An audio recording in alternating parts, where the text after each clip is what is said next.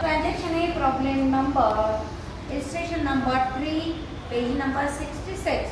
Journalize the following transaction in the books of Rajkumar Grocery Seller, 2019 April 1st. Rajkumar started business with cash. Rajkumar started business, Rajkumar ने business क्या किया, start किया।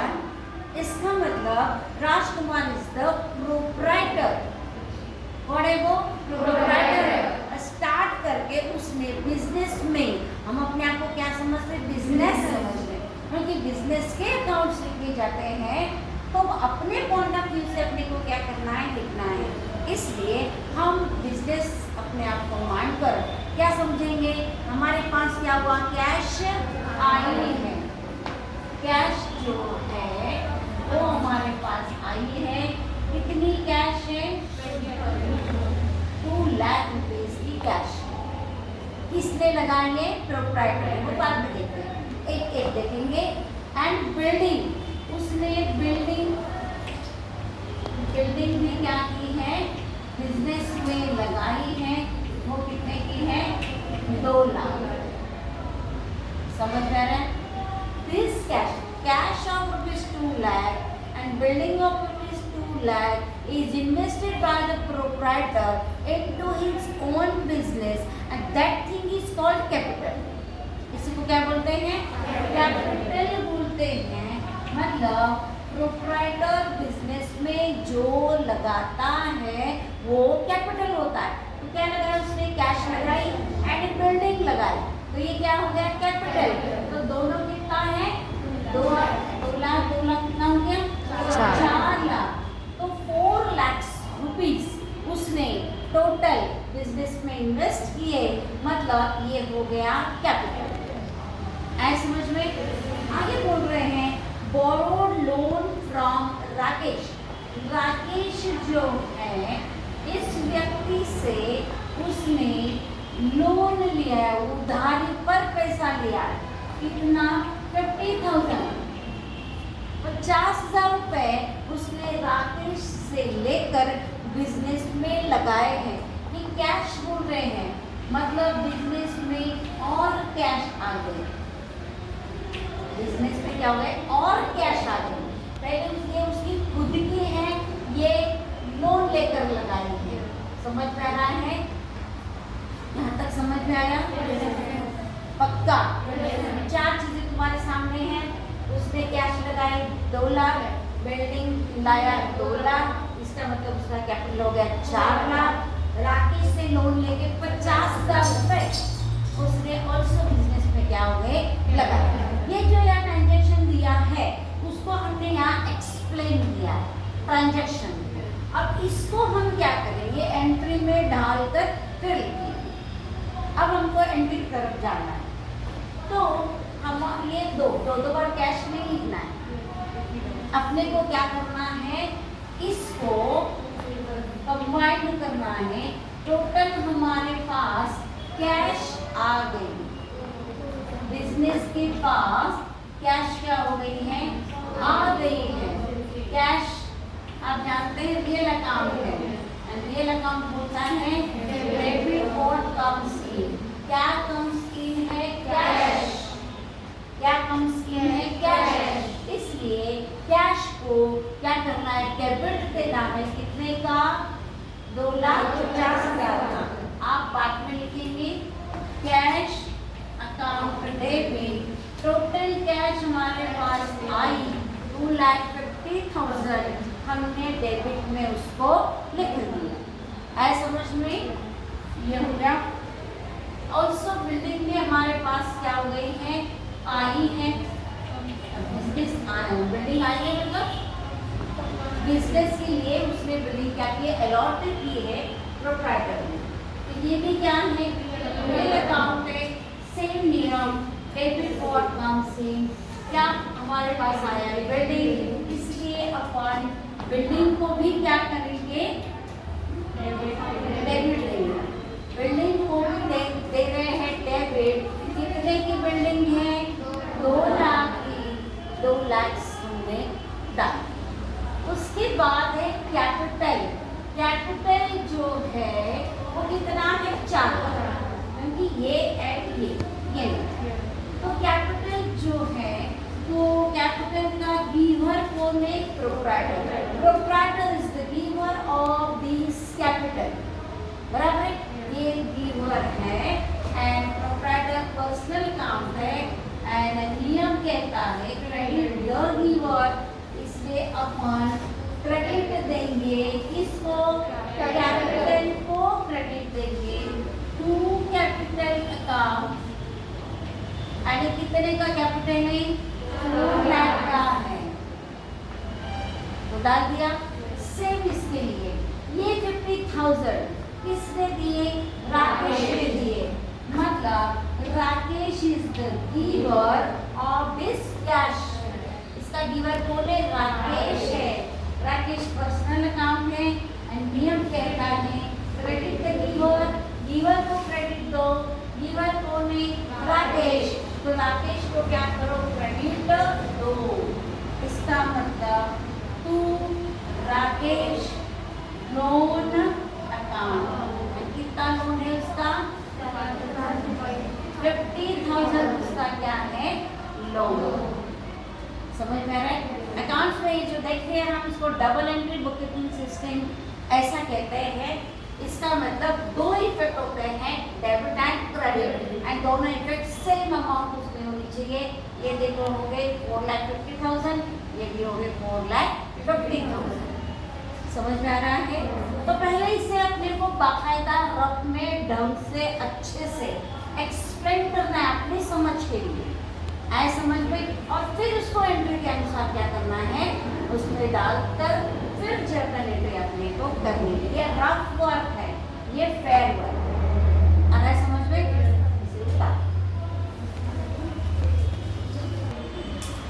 चलिए इधर next transaction 4 तरीका है।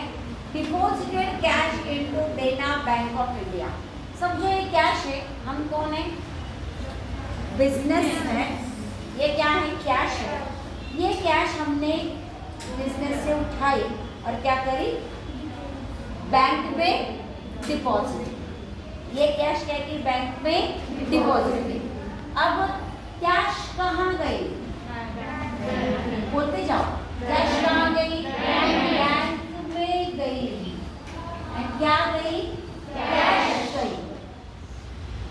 क्योंकि इतना ट्रांजेक्शन है कि कैश बैंक में डिपॉजिट की, मतलब कैश डिपॉजिट गई मींस गोज आउट, एंड कहाँ गई? बैंक में गई, मतलब बैंक ने उसको क्या किया?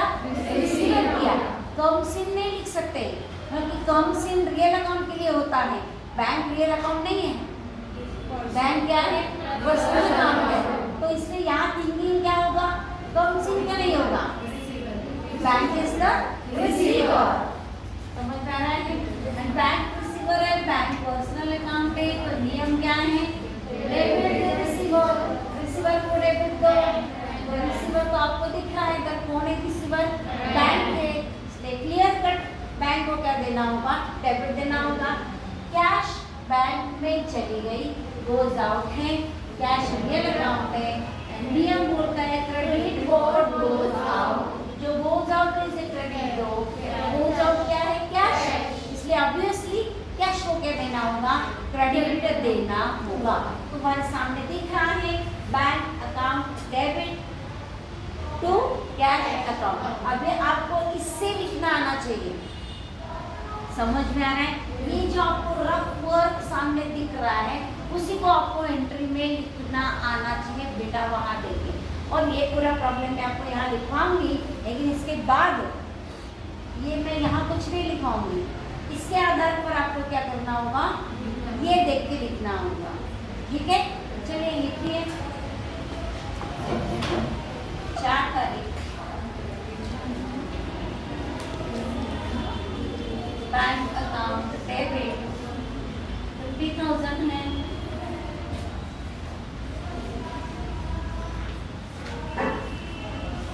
कैश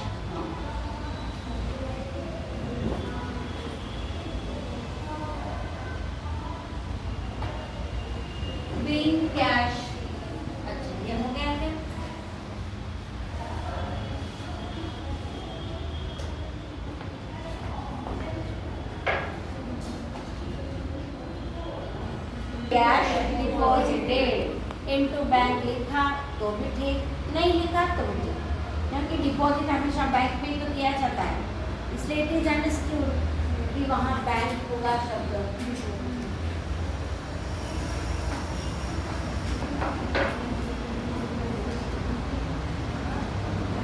7 तारीख को ये ध्यान से देखिए थोड़ा सा, इसमें जीएसटी वगैरह उसका विचार है। परचेस्ड किया है, क्या परचेस किया है? कंप्यूटर परचेस किया है। ध्यान से देखिए,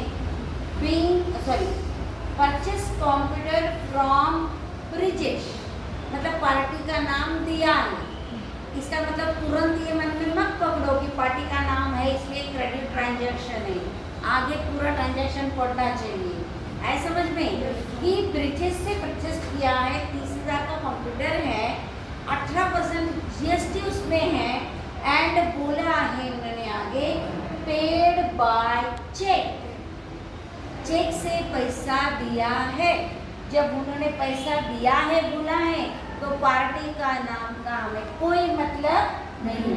हाँ, आगे उन्होंने पेड बाय चेक ये नहीं बोला होता तो फिर वो जो ब्रिजेश का नाम दिया है पार्टी का, उसका जरूर विचार एंट्री में करना ही होता। लेकिन अब उन्होंने क्लियर कट बोला है कि पेमेंट हो चुका है, पेमेंट हो चुका है तो पार्टी से कोई लेना देना नहीं। और ये जो पेमेंट हुआ है वो कैसे हुआ है? चेक से हुआ है। पेमेंट मेड बाय चेक, और चेक हुआ है मतलब हम चेक किसी को देते हैं तो पैसा कहाँ से जाता है? बैंक से जाता है। जब भी चेक शब्द आएगा तो वहाँ विचार किसका होगा? बैंक का होगा। इतना क्लियर कट इसलिए बताती हूँ क्योंकि बच्चे एंट्री में चेक लिखते हैं, चेक अकाउंट लिखते हैं। चेक कोई अकाउंट हो सकता है क्या? चेक तो एक वस्तु है ना, है क्या नहीं? तो चेक अकाउंट थोड़ी है, पेमेंट चेक से हुआ है। तो चेक आए तो चेक का संबंध किससे है? बैंक से है। मतलब पेमेंट कहाँ से होएगा? बैंक से होएगा। मतलब बैंक इज द गिवर, और बैंक गिवर है, बैंक पर्सनल अकाउंट है, क्रेडिट द गिवर। समझ में आ रहा है? पेमेंट चेक से हुआ है, चेक का पैसा बैंक देगी, बैंक गिवर है, क्रेडिट द गिवर, बैंक को क्रेडिट देना है। अब हमने परचेस क्या किया है? कंप्यूटर। यहाँ ज्यादा आपको सोचना है कि यहाँ पर जब गुड्स शब्द होता है, परचेस्ड गुड्स आता है, तो जब गुड्स शब्द मतलब गुड्स परचेस किए जाएंगे तो उस समय में गुड्स को इग्नोर करके हम क्या करते हैं? एंट्री में परचेस्ड को लेते हैं कि purchase is our expenses and purchase account is to be debited. लेकिन जब गुड्स को छोड़कर अदर थिंग्स परचेस की जाती है तो क्या हो सकती है?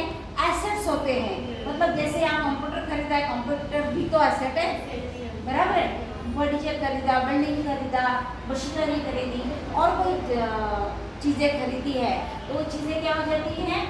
एसेट हो जाती है। मतलब जब हम कोई एसेट खरीदते हैं तो उल्टा होता है। तो उस परिस्थिति में इस परचेस को क्या करना है? इग्नोर कर देना है एंड किसे लेना है? एसेट को लेना है। जो एसेट हमको दी हुई वो लेना है। तो हमने परचेस किया है क्या? कंप्यूटर। मतलब कंप्यूटर एसेट है ना, कंप्यूटर हमारे पास आया, computer comes in, computer asset है तो real account, and real account कहता है डेबिट व्हाट कम्स इन, यानी डेबिट किसे देना होगा? कंप्यूटर को डेबिट देना होगा। अब हमने सामने लिख के रखा है, डेबिट किसे देना है हमको पता है, क्रेडिट किसे देना है वो भी पता है। आएगा समझ में? लेकिन इसमें और एडिशनल थिंग ये है कि 30,000 के कंप्यूटर पर अपने को 18% जीएसटी भरना है। क्या भरना है? जीएसटी। आप डायरेक्ट 18% निकाल कर, आपको पता होगा 10वीं में आप पढ़कर आए हैं, GST means goods service tax, उसका 50% होता है, वो सेंट्रल गवर्नमेंट को जाता है, 50% होता है स्टेट गवर्नमेंट हो जाता है। CGST एंड SGST एंड उसका प्रमाण भी कैसा है 50-50% है, बराबर है। तो ऐसे आपको दोनों चॉइस है, आप सीधा इसका 18% निकालो और फिर दोनों में बांटो, या फिर आप इसी का आधा कर दो 9%, वो आपको क्या बोलते हैं गुना करने के लिए और आसान हो जाएगा, गलती नहीं होगी। अगर पढ़ा नहीं आता है तो 9% निकाल के दोनों में 9% वही फिगर क्या करनी है डालनी। अब आपको परसेंट निकालना, जब जीरो लास्ट में आता है तो परसेंट निकालना बहुत आसान है, बहुत आसान। ये 30,000 है, ये 100% अमाउंट क्या है 30,000। अब इसमें से हम 1% हटा दे तो हो गया 10,000, तो इसमें से भी एक हटा दिया तो 10,000 आ गया, 10% आ गया 3,000, और एक हटा दो तो यहाँ पर कैसे हटा दो, ये आ गया 300 रुपए हो गया 1%, क्या हो गया 1%, 300 रुपए 1% हो गया तो 300 गुना 9, तो 9 किया 27, और आगे के 1 2 0 1 2, समझ में आ रहा है। तो मान लो कि ये हो गया CGST, तो SGST भी उतना ही रहेगा ना, 50% होता है, तो ये भी 2700 हो गया, ये भी कितना हो गया 2700। तो 30,000 कंप्यूटर की अमाउंट और ये 2700 अमाउंट टैक्स की, यानी आपको टोटल पेमेंट करना होगा, टोटल पेमेंट करना होगा कितना 35,400 का पेमेंट करना होगा। और ये जो है CGST एंड SGST, ये क्या है टैक्स है, क्या है tax, and tax means tax is our expenses, expenses means nominal account, and nominal account बोलता है debit all expenses and losses. तो जो एक्सपेंस है उसको क्या कर दो डेबिट दो, तो ये भी एक्सपेंस है, ये भी एक्सपेंस है, यानी दोनों को देना होगा अपने को डेबिट। आ रहा है समझ में? तो मैं पहले लिखती हूँ, बाद में आप ये बंद होने के बाद फिर आप लिख देना। अब देखिए, अब तुम्हारे सामने एंट्री पड़ी है, सब दिख रहा है, आपको दिख रहा है ना, वहीं से हमको इधर लेना है। आपको मुझे बताना चाहिए क्या करना है, किसको देना है कंप्यूटर। तो स्टार्टिंग में हम करेंगे जैसे कंप्यूटर अकाउंट डेबिट, कितने का कंप्यूटर खरीदा है 30,000। उसके बाद और डेबिट नीचे दिख रहा है आपको CGST अकाउंट डेबिट, वो कितना है सेम थिंग है, ये भी है 27,000 आ गए समझ में? तो ये तीनों का डेबिट हो गया। अब क्या है, बैंक को क्रेडिट देना है टू बैंक अकाउंट। अब बैंक से पैसा कितना जाएगा 30,000 कंप्यूटर का, 2700 CGST का, 2700 SGST का, टोटल पेमेंट होगा हमारा ये। तो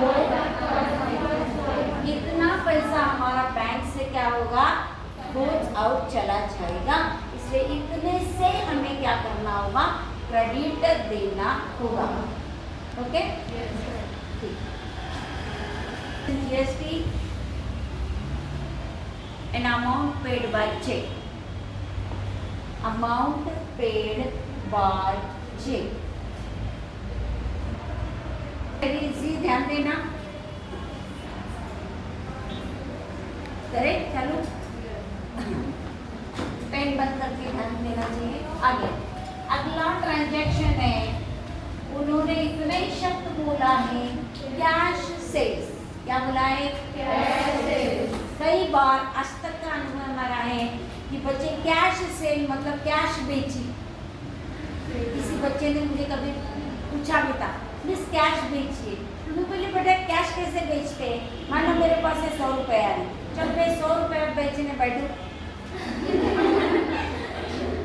कैश से मतलब सीधा अर्थ लगाते कैश सेल, कैश बेच, सीधा अर्थ कैश बेचने की चीज थोड़ी है।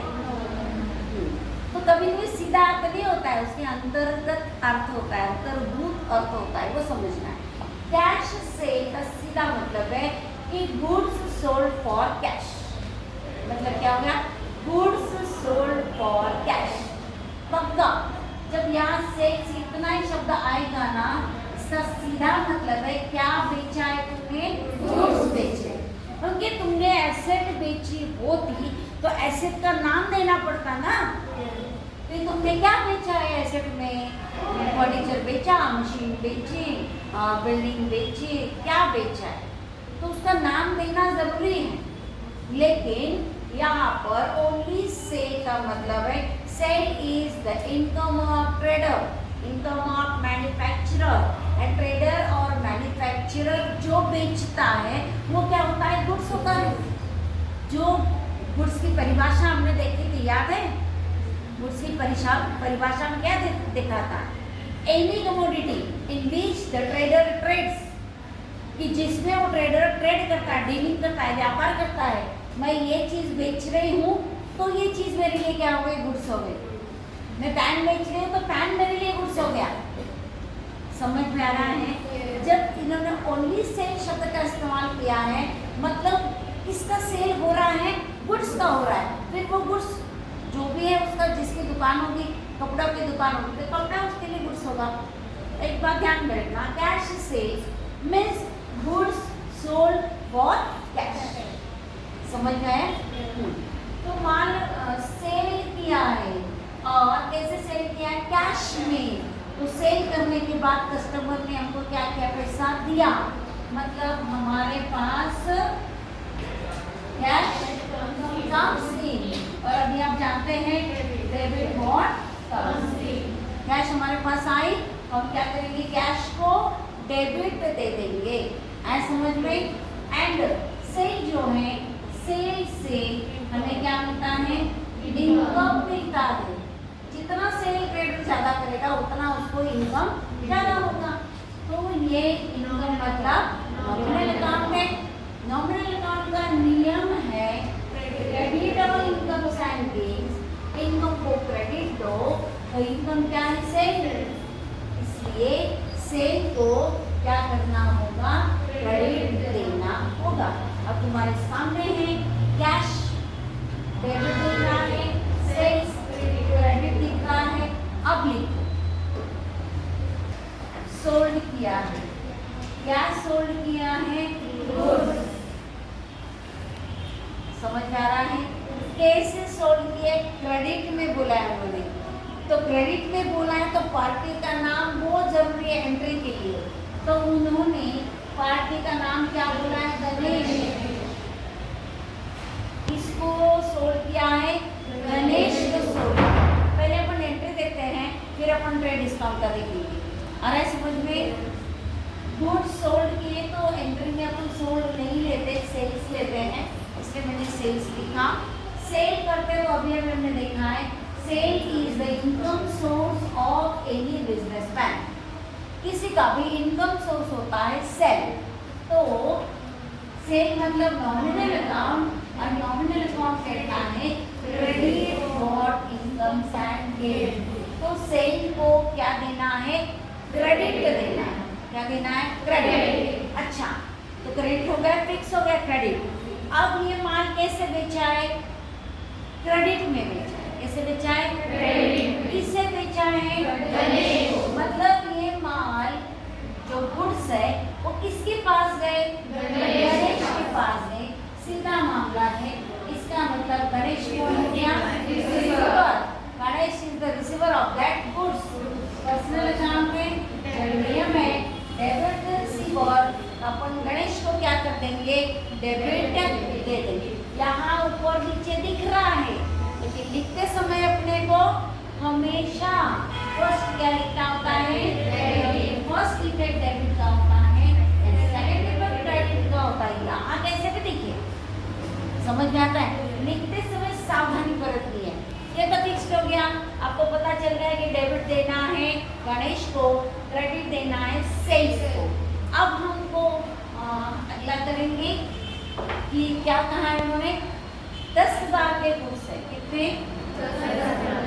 गुड्स है, लेकिन उसमें उन्होंने 5% क्या बोला है, ट्रेड डिस्काउंट बोला है 5%। Trade discount is deducted from this cost price, this is the cost price of the goods, मतलब उसकी प्राइस कितनी है गुड्स की, 10,000। ये ओरिजिनल कॉस्ट बोलते हैं इसको। इस ओरिजिनल कॉस्ट से ट्रेड डिस्काउंट माइनस किया जाता है, डिडक्टेड फ्रॉम दिस, समझ में आ रहा है। एंड वो माइनस की हुई अमाउंट अपने को एंट्री में क्या करनी है, लिखनी है, समझ में आ रहा है। चलिए तो अपन 5% निकालते हैं। दो पद्धति है 5% निकालने का, दोनों बताती हूँ, ध्यान देना। जो हमने अभी सीखी, ये हो गया 100%, ये हो गया 10%, ये हो गया 1%, तो 100 गुना 5, 500। या तो फिर ऐसा भी कर सकते हैं, हाँ, ये 10,000 10%, 100%, ये 1 हटा दे तो ये हो गया 10%, एंड 10 का आधा कर दो, मतलब 1000 का आधा कर दो, तो हो गया 500, मतलब 500 रुपये की माइनस हो गया, तो अब अमाउंट आएगी 9,500। मतलब ये है original cost of the goods and ये है selling cost of the goods, sales price. This is sales price, कि इतने में हमने माल क्या किया है, बेचा है। तो जो हम अभी एंट्री में लिखेंगे अमाउंट कौन सी डालेंगे, ये वाली, ओके। चलो 5% इज 950। अभी देखो, अभी हमने गणेश को क्या किया था, माल बेचा था, उसने हमको 950 का माल क्या किया, रिटर्न किया। माल हमारे पास आया वापस, क्या हो गया, माल हमारे पास आ गया। क्यों आ गया, उसके आने के रीजन हो सकते हैं। हमने जो माल बेचा है उसमें वो माल खराब हो गया होगा, टूट गया होगा, या फिर उन्होंने एक ऑर्डर दी थी, हमने गलत ऑर्डर, मतलब गलत माल भेजा होगा, तो वो क्यों स्वीकार करेगा, सामने वाला कस्टमर उसे लेने से इनकार कर देगा, तो क्या करेगा, अपने को वापस रिटर्न कर देगा।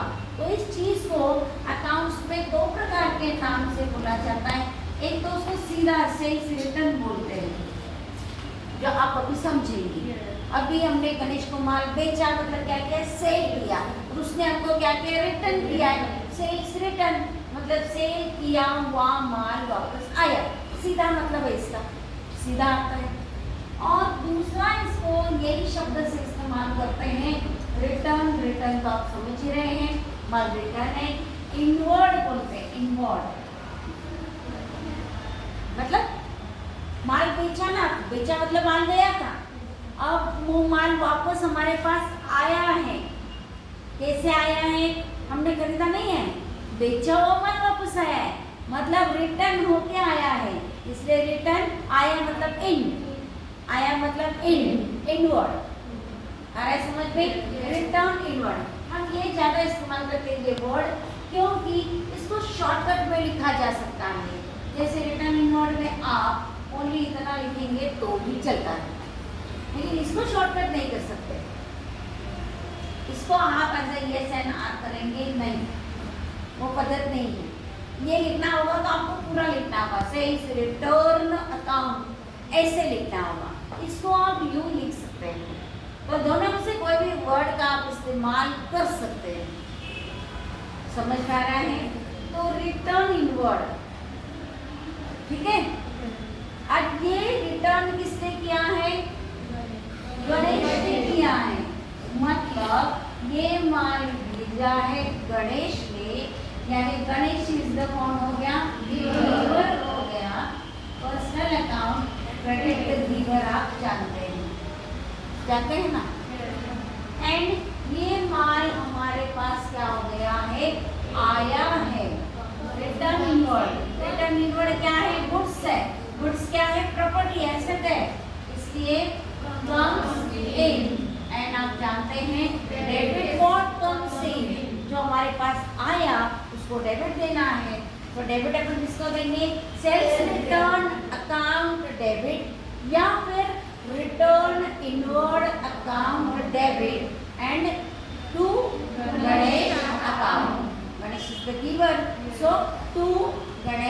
account. April 18, goods taken by Rajkumar for his personal use.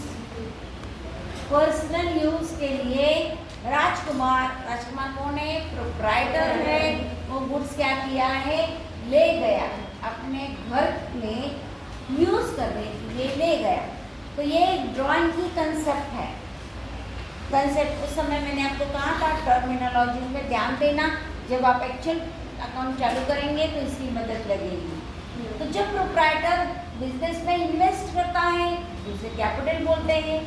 तो इन्वेस्ट कहाँ से करेगा? अपने प्राइवेट से, प्रॉपर्टी से ही तो बिजनेस में इन्वेस्ट करेगा ना। मतलब अपने प्राइवेट प्रॉपर्टी से बिजनेस में इन्वेस्ट करता है तो वो होता है कैपिटल। और जो प्राइवेट यूज के लिए वो बिजनेस से ले जाता है तो उसे बोलते हैं ड्राइंग। ये एक दूसरे से कंट्रास्ट ऐसी संकल्पना है, लेकिन दोनों का संबंध किससे? प्रोप्राइटर से है। कैपिटल मतलब बिजनेस में लाने वाला, एंड ड्राइंग बिजनेस से ले जाने वाला। कहाँ पर? पर्सनल यूज के लिए। आ रहा है समझ में? फिर से बोल रहे हैं, पर्सनल यूज के लिए प्रोप्राइटर ले जाता है तो वो ड्राइंग हो गया। एंड बिजनेस के लिए प्रोप्राइटर पर्सनल चीजें बिजनेस में लगाता है तो वो क्या होता है? कैपिटल। तो यहाँ पर पर्सनल यूज के लिए वो ले गया है तो उस कंसेप्ट को ड्राइंग कहा जाता है। And drawing is the account of proprietor. किसका अकाउंट है? प्रोप्राइटर का अकाउंट है। वो ले गया है, मतलब वो प्रोप्राइटर कौन हो गया? रिसीवर हो गया। गुड्स ले गया तो ले जाने वाला, रिसीवर करने वाला कौन है? प्रोप्राइटर। कैश भी ले जाता है तो उस रिसीवर करने वाला कौन है? प्रोप्राइटर है। एंड ये आप जानते हैं पर्सनल अकाउंट है तो बोलते हैं डेबिट द रिसीवर। तो रिसीवर कौन है? प्रोप्राइटर है, लेकिन प्रोप्राइटर को डेबिट नहीं देते। प्रोप्राइटर का जो अकाउंट है, कौन सा अकाउंट होता है? ड्राइंग अकाउंट होता है, तो इसे डेबिट देना होता है। आ रहा है समझ में? तो हम ड्राइंग को क्या करेंगे? डेबिट देंगे। क्या ले गया है? वो गुड्स ले गया है ना? देखो ना, गुड्स टेकन बाय राजकुमार। क्या ले गया? गुड्स ले गया, मतलब बिजनेस से गुड्स क्या हो गए? Goes out, right. And goods क्या है? Property account. एंड ये क्या कहते हैं? Goes out. जो ले गया यानी गुड्स, उसे क्या करना है? क्रेडिट देना है। लेकिन सिर्फ गुड्स नहीं बोला जाता, तो वहाँ पर थोड़ा सा संपुट आगे लगाया जाता है और वो है to goods withdrawn by proprietor account. ऐसा थोड़ा सा संपुट उसमें क्या करना होगा? आगे लगाना होगा। ओनली गुड्स नहीं लिखेंगे, क्या लिखेंगे? Goods withdrawn by proprietor account. क्योंकि इससे क्या होता है? एकदम क्लियर होता है, महीने में, साल भर में वो घर के लिए कितना ले गया, वो उससे क्या होता है? क्लियर होता है। आ रहा है समझ में? अब लिखते हैं ना।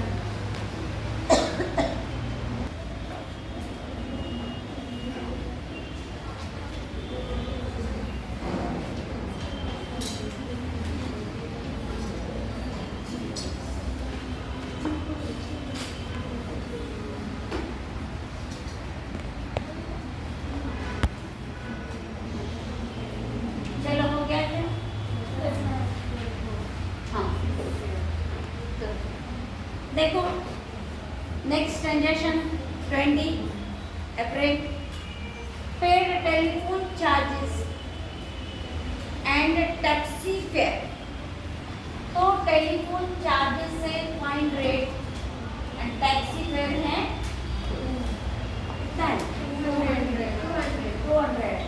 200। इसका क्या किया है? पेमेंट किया है। क्या किया है? पेमेंट। और कुछ नहीं बोला कैसे पेमेंट किया है, कुछ बोला कैसे किया है। लेकिन ये अक्ल सबको है कि पेमेंट किसमें होता है? कैश में ही होता है। जब कुछ बोला ही नहीं है तो 100% कैश है। यदि चेक से हुआ होगा तो उन्हें वहाँ देना पड़ता है, ट्रांजैक्शन में बताना पड़ता है, तभी बैंक से या चेक से अपन उसका इस्तेमाल करेंगे। जब कुछ नहीं बोला 100% क्या है वो कैश है, कैश में पेमेंट किया है। देखिए दोनों हमने टेलीफोन चार्जेस भरे, अब वो ज़माना भी गया है क्योंकि अभी मोबाइल आ गया है तो पहले प्रीपेड ही हो जाता है। लेकिन पहले कैसे वो प्री वाला फ़ोन था तो फिर वो टेलीफोन एक्सचेंज भी जाके वो बिल आता था, भरना पड़ता था। तो ये हमने भरा तो charges, any type of charges charge किया, मतलब this is your expenses. And taxi fare, fair यानी भाड़ा, किराया, टैक्सी फेयर, रिक्शा फेयर, बस फेयर, मतलब ये भाड़ा है, किराया है। टैक्सी से मतलब बिजनेस का कोई व्यक्ति बिजनेस के काम के लिए कहीं गया होगा तो उसका खर्चा ये है। तो दिस इज ऑल्सो क्या है, एक्सपेंस है।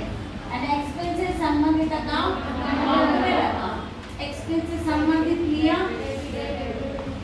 डेबिट, क्या debit all expenses and losses, जितने एक्सपेंस है जितने लॉसेस है सबको डेबिट दो। तो इस एंट्री में हम एक साथ करने वाले हैं, ये भी एक्सपेंस है इसे भी डेबिट दो, ये भी है इसे भी डेबिट दो, तो दोनों को डेबिट देना है। क्लियर? और इसका पेमेंट हुआ है किसमें, कैश में। कैश में पेमेंट हुआ मतलब cash out, cash real account, and आप जानते हैं क्रेडिट गोज आउट। आए समझ में?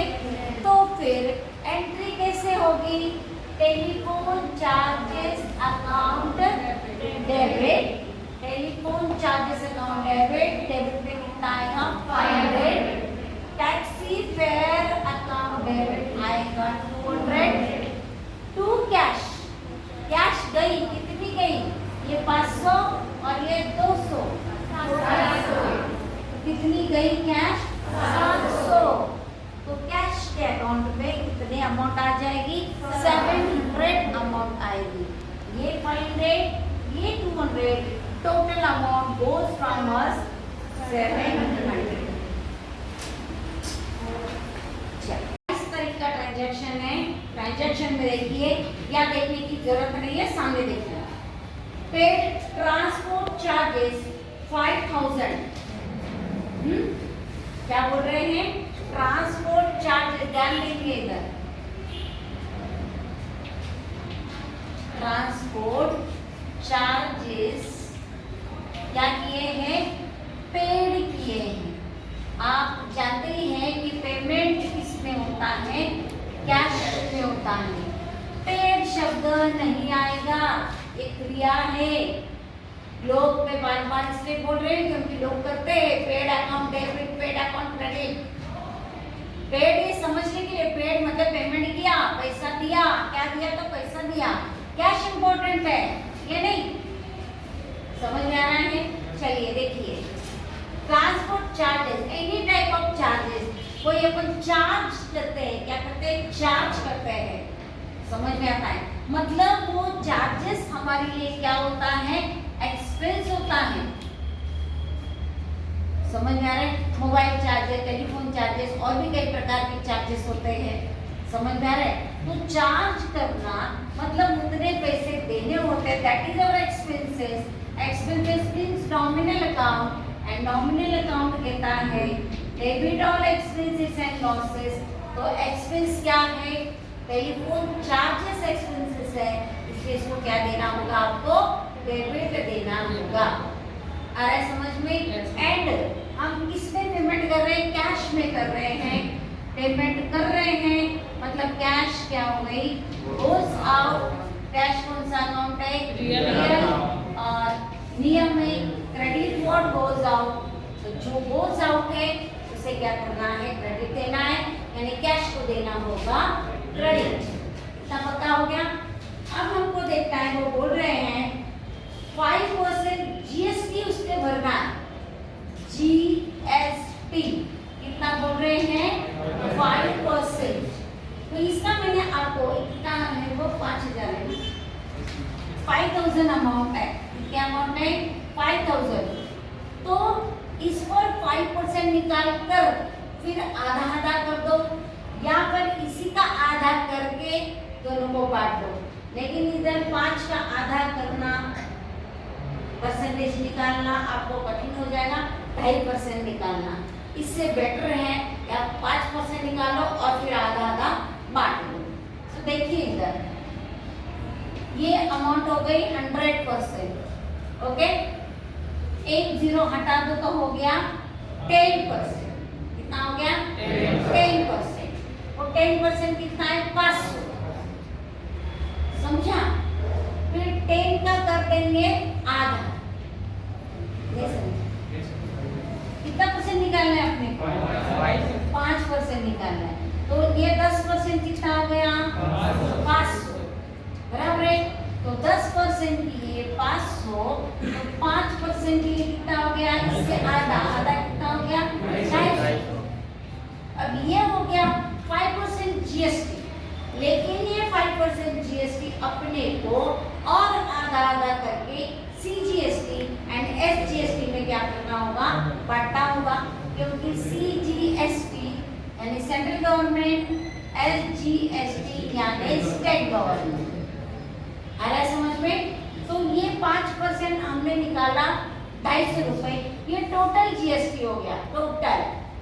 अब इसको आधा आधा करके हमें इसमें और इसमें देना होगा।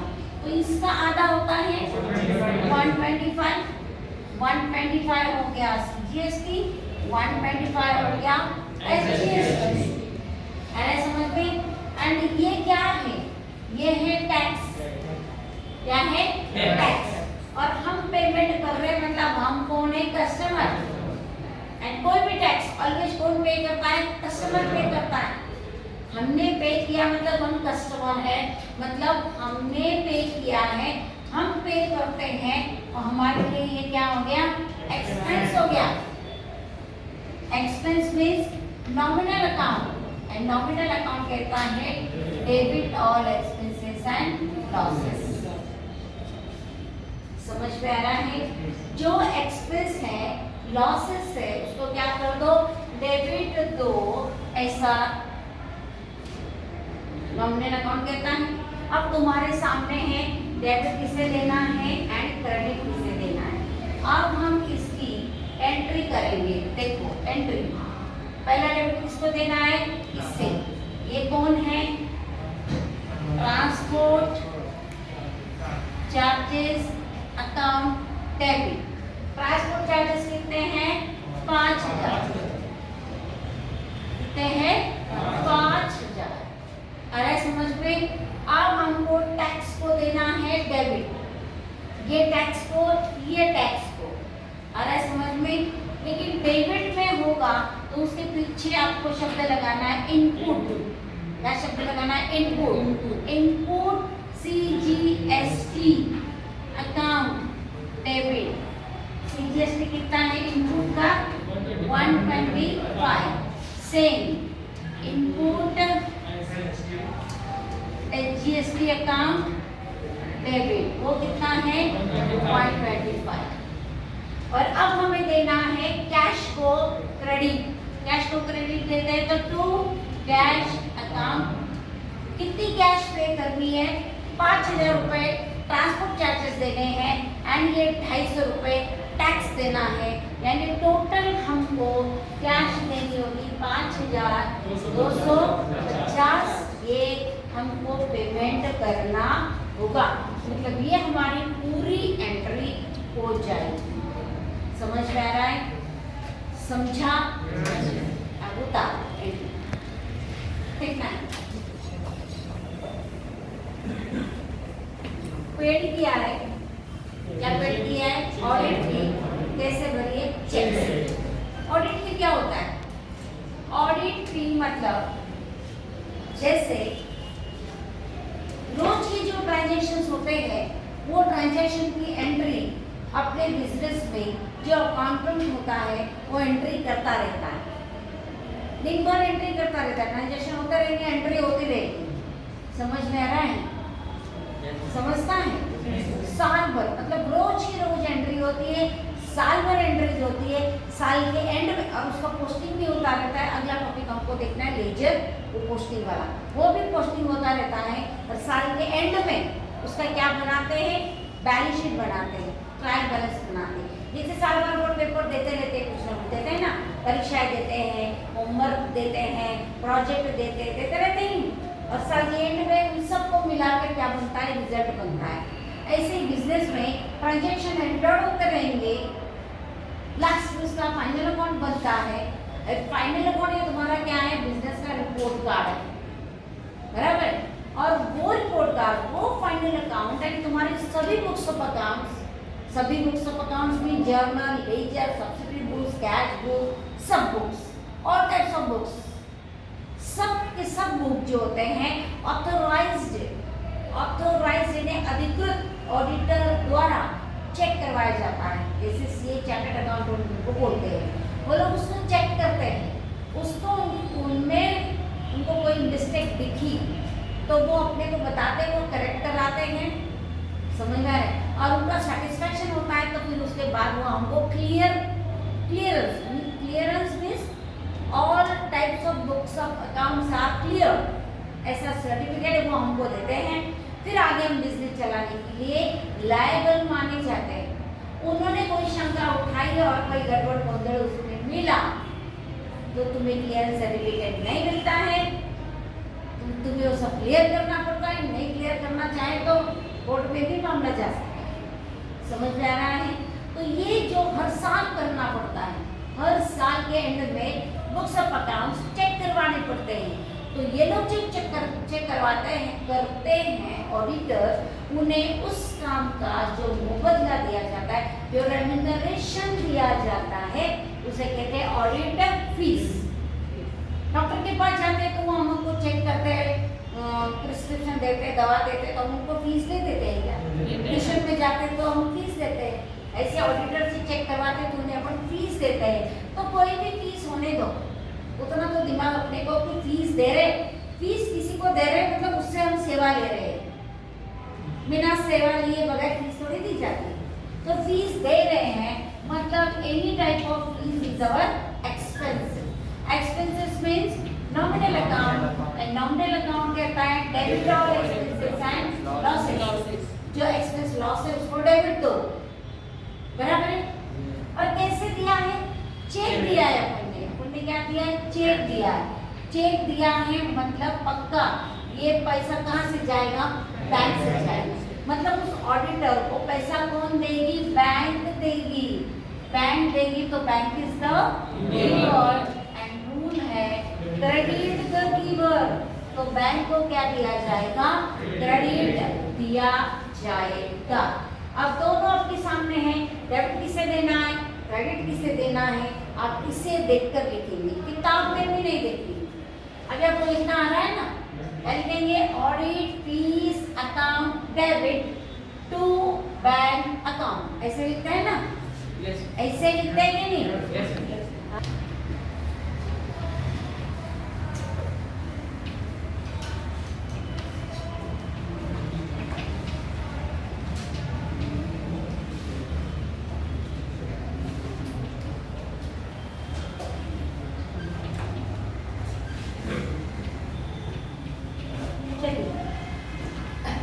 देखिए, परचेज फर्नीचर ऑफ ₹70,000। कितने का फर्नीचर है, 70,000 का है, परचेज किया है and amount is paid by cheque बोल रहे हैं। जैसे अमाउंट पेड करेंगे, चेक से पेड करेंगे। ये हमने फॉर्मल जो जानकारी है वो रफ में हमने लिखी है।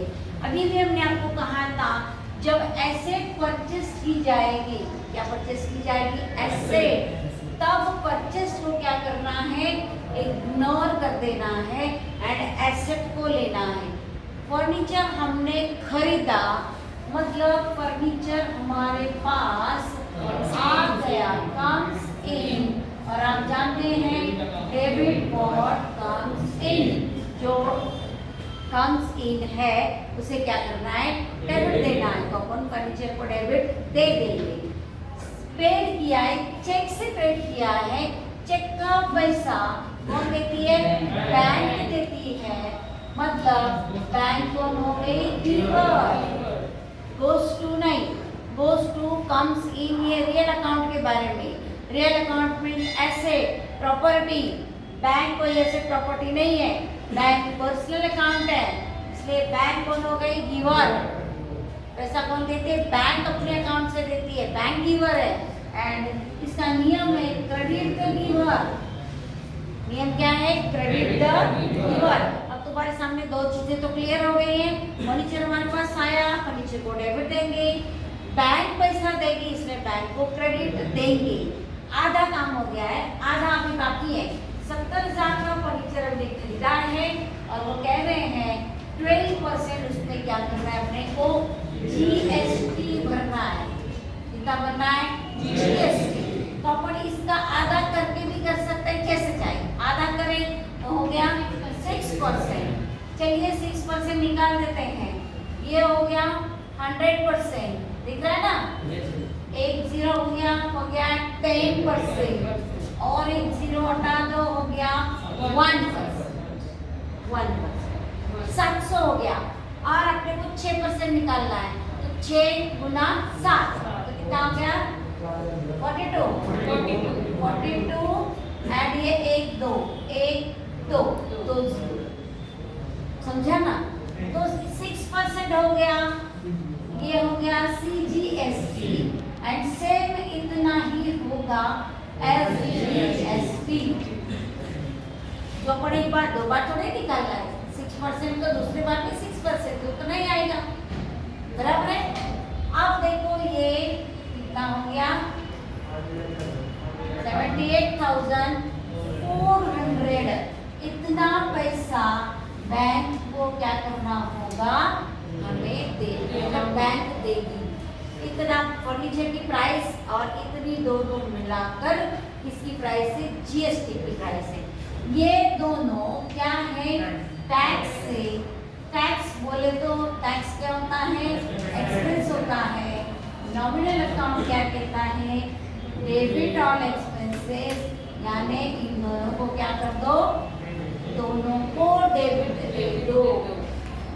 समझ में आया? पूरी एंट्री तुम्हारे सामने है,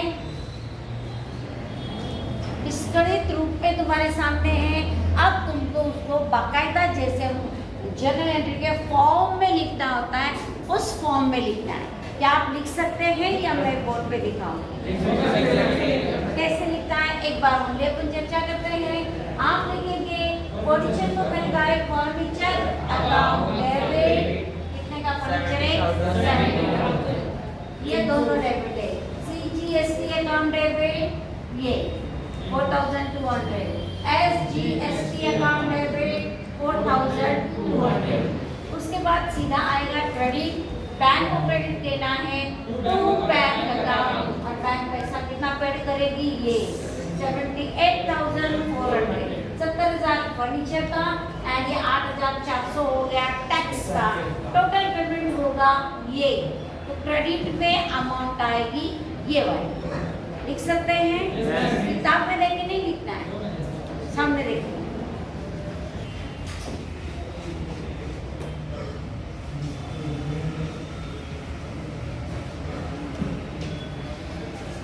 चलिए ध्यान दीजिए।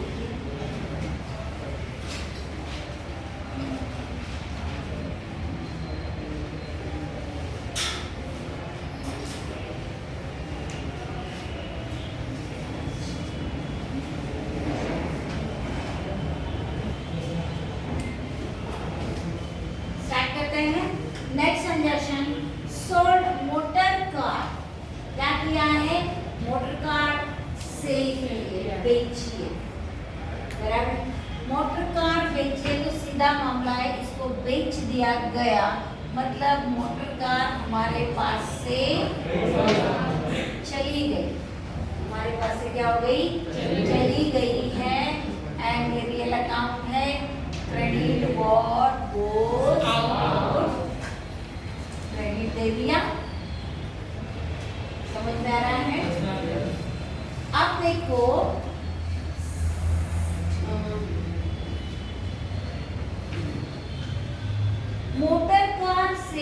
किया है, क्या सेल किया है? Motor car. तो यहाँ पर हमने सेल शब्द को ना लेते हुए किसको लिया? मोटर कार को, क्योंकि मोटर कार क्या है? एसेट है। एसेट को लिया जाता है, किसको लिया नहीं जाता। पहले अपन देखेंगे ये कि 1 लाख रुपए की मोटर कार है एंड 18% जीएसटी है। मोटर कार है कितने की? 1 लाख है नहीं, मोटर कार एंड कितना परसेंट है? 18% जीएसटी है। चलिए पहले जीएसटी निकाल लेते हैं, 99% निकाल लेते हैं, बराबर।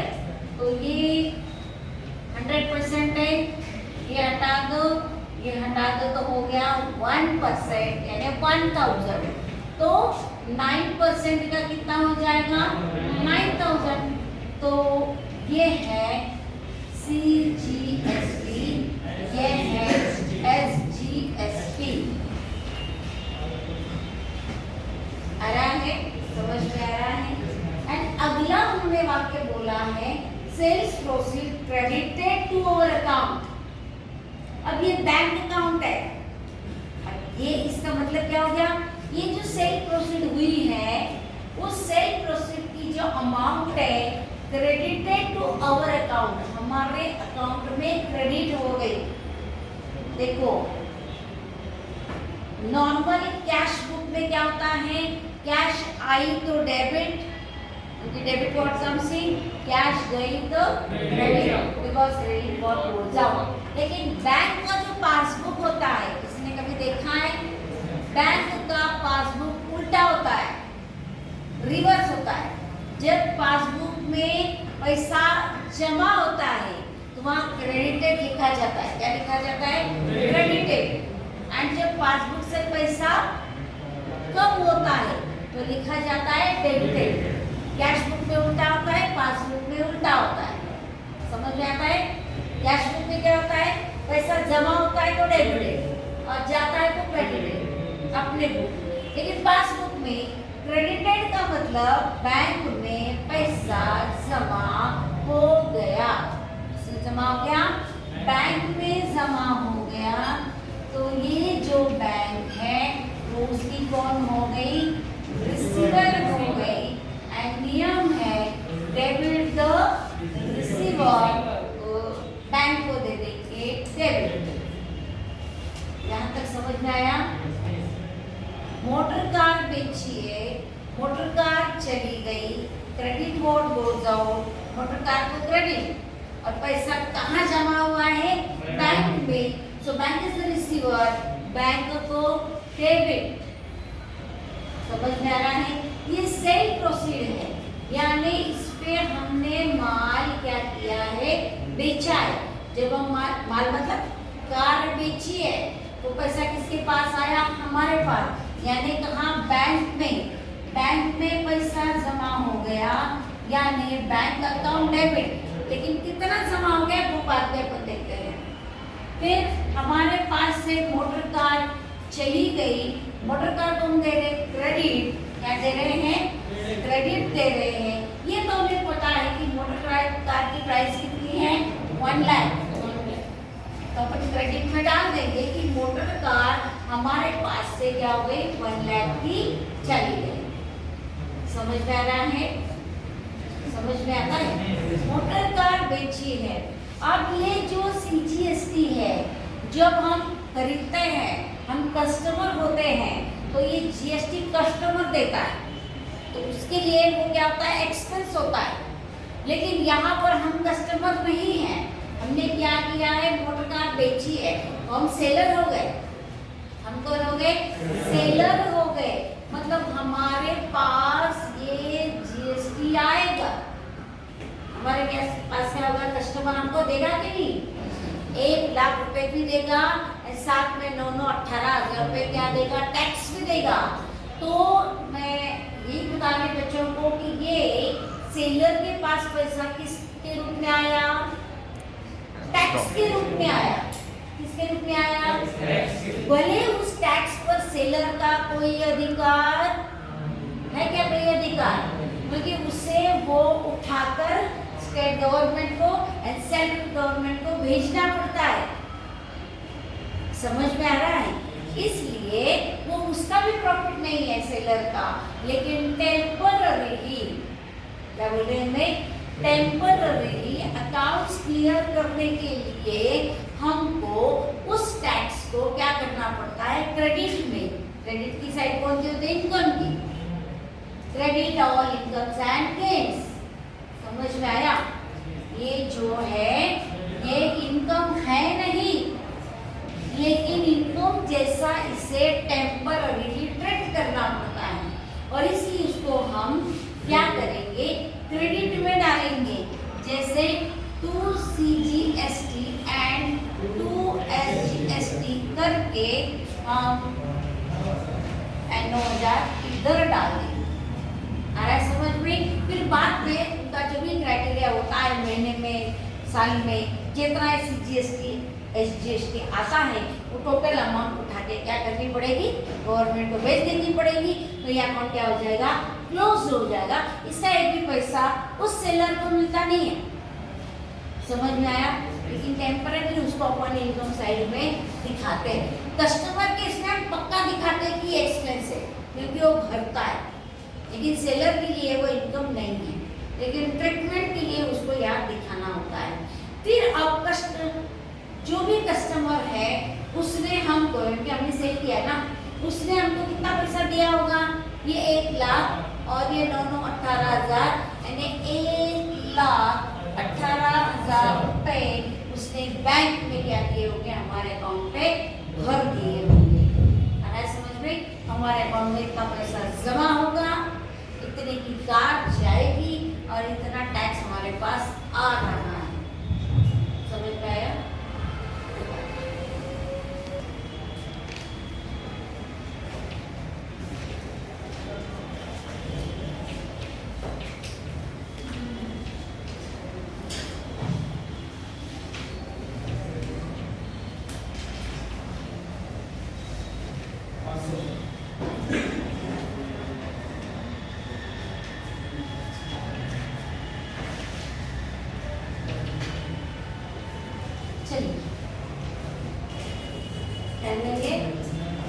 उन्होंने कहा है कि पेड कैश टू कविता, इसको पेमेंट किया है, कविता को किया है।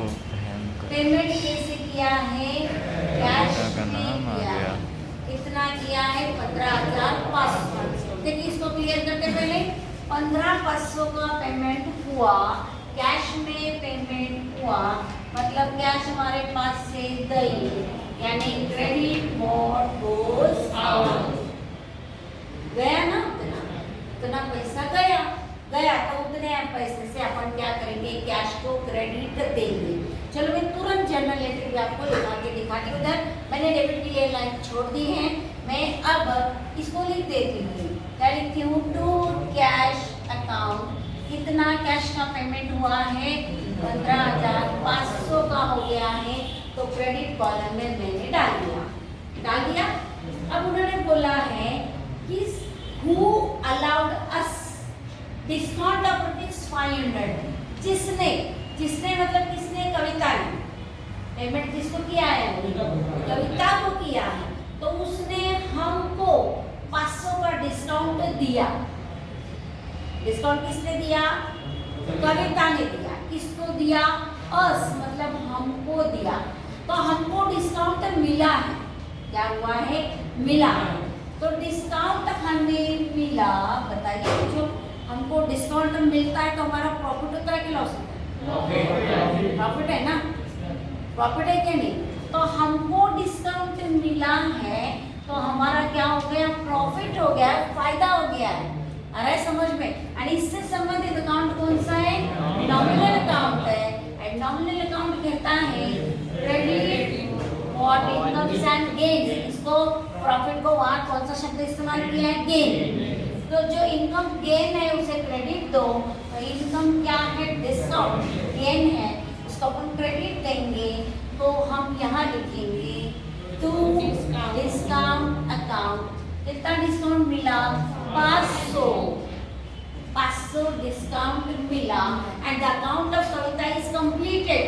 मतलब कविता को कितना, अभी ये किसको दे रहे हैं अपन पैसा? कविता को दे रहे हैं, यानी कविता कौन हो गई? रिसीवर हो गई। एंड अकाउंट बोलता है डेबिट द रिसीवर, ऐसा कह रहा है। तो रिसीवर कविता है तो अपन डेबिट कर देंगे, किसको? कविता को देंगे, लेकिन कितना देंगे? हाँ, 16,000, इसलिए क्योंकि 15,500 तो हमने दिया, 500 नहीं दिया ना, इसलिए हमारा प्रॉफिट हो गया। मतलब हमें कविता को कितना देना था? 16,000 देना था, इतना दिया, इतना नहीं दिया। मतलब कविता से हमारा जो भी ट्रांजैक्शन पहले हुआ होगा, कितने का हुआ होगा? 16,000 का हुआ होगा। वो अब अपने को क्या कर रही है? 15,500 हम लोग उसको पकड़ा रहे हैं, 500 हम नहीं दे रहे हैं। और इस प्रकार हम इस ट्रांजैक्शन को क्या कर रहे हैं? कंप्लीट कर रहे हैं। इसको बोलते हैं full settlement of that account. उसका अकाउंट हमने क्या कर दिया? सेटल कर दिया। मतलब अब हमें उसको एक नया पैसा देना नहीं है। इसका मतलब हम 16,000 से डेबिट दे देंगे, उसका अकाउंट क्या हो जाएगा? क्लोज हो जाएगा। समझ में आ रहा है? जब हम लेजर सीखेंगे तो आपको एकदम क्लियर हो जाएगा ये सेटलमेंट वाला, कैसे अकाउंट क्लोज होता है, तो आपको तब समझिएगा।